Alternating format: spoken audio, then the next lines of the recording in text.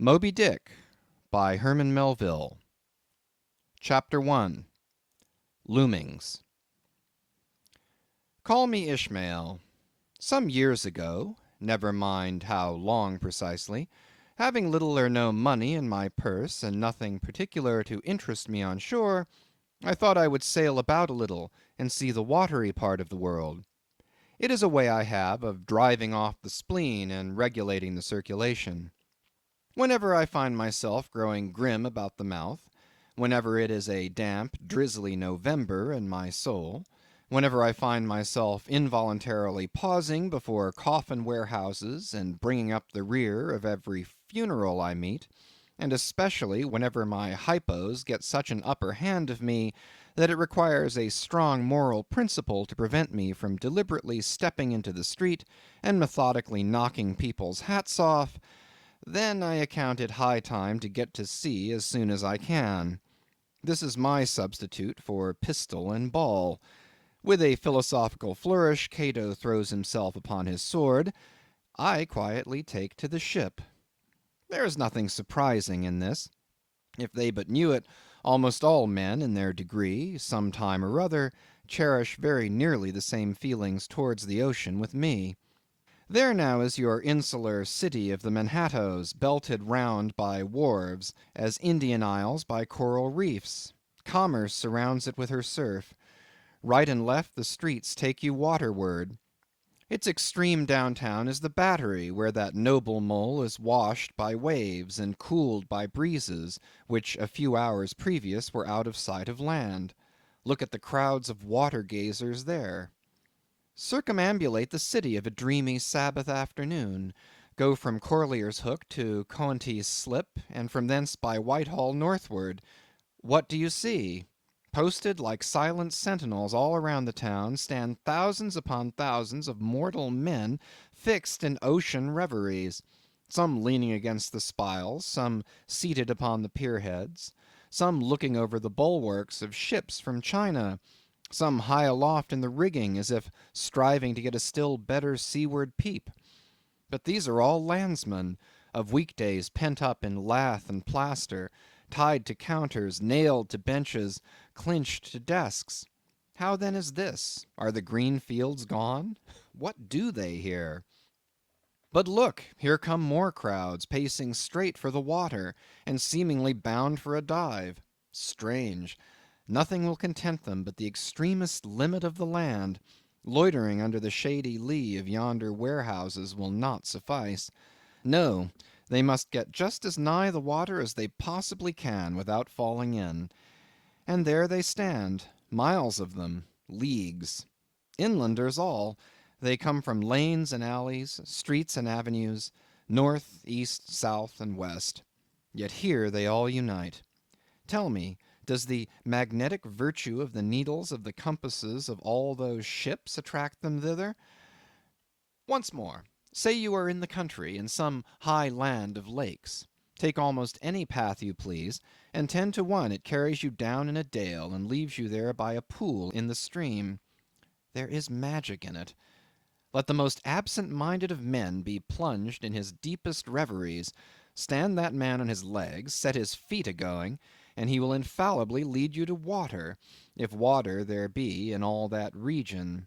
Should you ever be athirst in the great American desert, try this experiment, if your caravan happen to be supplied with a metaphysical professor. Yes, as every one knows, meditation and water are wedded forever. But here is the artist. He desires to paint you the dreamiest, shadiest, quietest, most enchanting bit of romantic landscape in all the valley of the Saco. What is the chief element he employs? There stand his trees, each with a hollow trunk, as if a hermit and a crucifix were within. And here sleeps his meadow, and there sleep his cattle, and up from yonder cottage goes a sleepy smoke. Deep into the distant woodlands winds a mazy way, reaching to overlapping spurs of mountains bathed in their hillside blue. But though the picture lies thus tranced, and though this pine tree shakes down its sighs like leaves upon the shepherd's head, Yet all were vain unless the shepherd's eye were fixed upon the magic stream before him. Go visit the prairies in June, when for scores on scores of miles you wade knee-deep among tiger lilies. What is the one charm wanting? Water. There is not a drop of water there. Were Niagara but a cataract of sand, would you travel your 1,000 miles to see it? Why did the poor poet of Tennessee, upon suddenly receiving 2 handfuls of silver, deliberate whether to buy him a coat, which he sadly needed, or invest the money in a pedestrian trip to Rockaway Beach? Why is almost every robust, healthy boy, with a robust, healthy soul in him, at some time or other crazy to go to sea? Why, upon your first voyage as a passenger, did you yourself feel such a mystical vibration, when first told that you and your ship were now out of sight of land? Why did the old Persians hold the sea holy? Why did the Greeks give it a separate deity, and own brother of Jove? Surely all of this is not without meaning. And still deeper the meaning of that story of Narcissus, who, because he could not grasp the tormenting mild image he saw in the fountain, plunged into it and was drowned. But that same image we ourselves see in all rivers and oceans. It is the image of the ungraspable phantom of life, and this is the key to it all. Now when I say I am in the habit of going to sea whenever I begin to grow hazy about the eyes and begin to be over-conscious of my lungs, I do not mean to have it inferred that I ever go to sea as a passenger. For to go as a passenger you must needs have a purse, and a purse is but a rag unless you have something in it. Besides, passengers get seasick, grow quarrelsome, don't sleep of nights, do not enjoy themselves much as a general thing. No, I never go as a passenger, nor, though I am something of a salt, do I ever go to sea as a commodore or a captain or a cook. I abandon the glory and distinction of such offices to those who like them. For my part, I abominate all honorable, respectable toils, trials, and tribulations of every kind whatever. It is quite as much as I can do to take care of myself without taking care of ships, barks, brigs, schooners, and what not. And as for going as cook, though I confess there is considerable glory in that, a cook being a sort of officer on shipboard, yet somehow I never fancied broiling fowls, though once broiled, judiciously buttered, and judgmatically salted and peppered, there is no one who will speak more respectfully, not to say reverently, of a broiled fowl than I will. It is out of the idolatrous dotings of the old Egyptians upon broiled ibis and roasted river horse that you see the mummies of those creatures in their huge bake-houses, the pyramids. No, when I go to sea, I go as a simple sailor, right before the mast, plumb down into the forecastle, aloft there to the royal masthead. True, they rather order me about some, and make me jump from spar to spar like a grasshopper in a May meadow; and at first this sort of thing is unpleasant enough. It touches one's sense of honour, particularly if you come of an old established family in the land, the Van Rensselaers or Randolphs or Hardicanutes.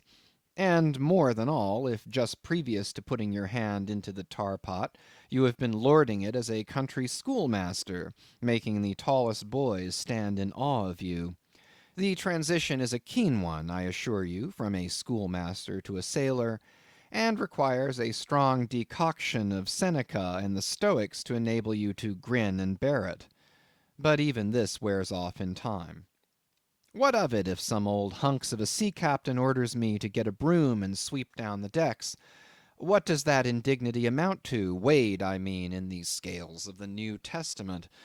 Do you think the Archangel Gabriel thinks anything the less of me because I promptly and respectfully obey that old hunks in that particular instance? Who ain't a slave? Tell me that. Well then, however the old sea captains may order me about, however they may thump and punch me about, I have the satisfaction of knowing that it is all right, that everybody else is in one way or other served in much the same way, either in a physical or metaphysical point of view, that is.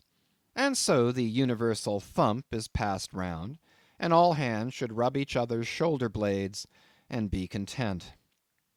Again, I always go to sea as a sailor because they make a point of paying me for my trouble, whereas they never pay passengers a single penny that I ever heard of.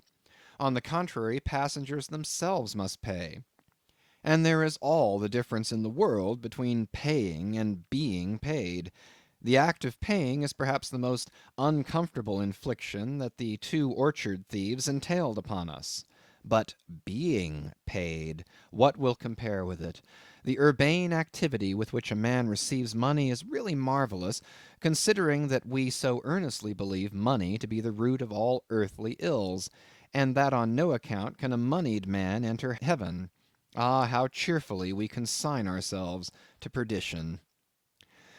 Finally, I always go to see a sailor because of the wholesome exercise and pure air of the forecastle deck. For as in this world head winds are far more prevalent than winds from astern, that is, if you never violate the Pythagorean maxim, so for the most part the Commodore on the quarter-deck gets his atmosphere at second hand from the sailors on the forecastle. He thinks he breathes it first, but not so. In much the same way do the commonalty lead their leaders in many other things, at the same time that the leaders little suspect it. But wherefore it was that after having repeatedly smelt the sea as a merchant sailor, I should now take it into my head to go on a whaling voyage, this the invisible police officer of the Fates, who has the constant surveillance of me and secretly dogs me and influences me in some unaccountable way, he can better answer than any one else. And doubtless my going on this whaling voyage formed part of the grand programme of Providence that was drawn up a long time ago. It came as a sort of brief interlude and solo between more extensive performances. I take it that this part of the bill must have run something like this: Grand contested election for the presidency of the United States. Whaling voyage by one Ishmael. Bloody battle in Afghanistan. Though I cannot tell why it was exactly that those stage managers, the Fates, put me down for this shabby part of a whaling voyage, when others were set down for magnificent parts in high tragedies, and short and easy parts in genteel comedies, and jolly parts in farces. Though I cannot tell why this was exactly, yet now that I recall all the circumstances, I think I can see a little into the springs and motives which, being cunningly presented to me under various disguises, induced me to set about performing the part I did, besides cajoling me into the delusion that it was a choice resulting from my own unbiased free will and discriminating judgment. Chief among these motives was the overwhelming idea of the great whale himself. Such a portentous and mysterious monster roused all my curiosity. Then the wild and distant seas where he rolled his island bulk, the undeliverable, the nameless perils of the whale, these with all the attending marvels of 1,000 Patagonian sights and sounds, helped sway me to my wish. With other men, perhaps, such things would not have been inducements; but as for me, I am tormented with an everlasting itch for things remote. I love to sail forbidden seas, and land on barbarous coasts. Not ignoring what is good, I am quick to perceive a horror, and could still be social with it, would they let me, since it is but well to be on friendly terms with all the inmates of the place one lodges in. By reason of these things, then, the whaling voyage was welcome. The great floodgates of the wonder world swung open, and into the wild conceits that swayed me to my purpose, two and two there floated into my inmost soul endless processions of the whale, and midmost of them all, one grand hooded phantom, like a snow hill in the air.